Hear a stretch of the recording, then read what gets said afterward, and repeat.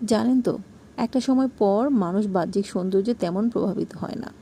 মানুষের মুখের মোহনীয় হাসি, চোখের গভীরতা কিংবা চুলের ঢেউ তখন আর আগের মতো টানে না।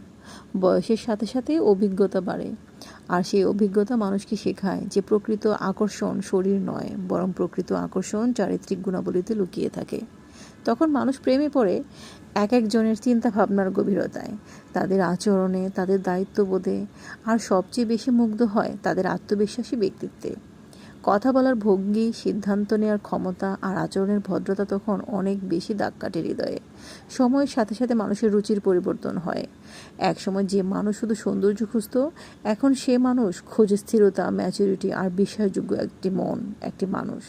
তখন আর কেউ দায়িত্বহীন কিংবা আবেগপ্রবণ সৌন্দর্যে মোহিত হয় না, বরং খোঁজে এমন কাউকে যার আচরণে শ্রদ্ধা জাগে, যাকে দেখে মনে হয় হ্যাঁ, এই মানুষটার সাথে সারাটা জীবন কাটানো যায়, এই মানুষটাই নিরাপদ ও অর্থবহ মনে হয়।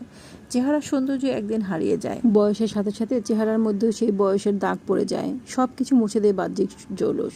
কিন্তু যেটা রয়ে যাবে সেটা হলো একজন মানুষের ব্যক্তিত্ব, তার মানসিক শক্তি আর তার ভাবনার গভীরতা, যা বছরের পর বছর একজনকে অপরজনের চোখে সম্মানিত করে রাখে।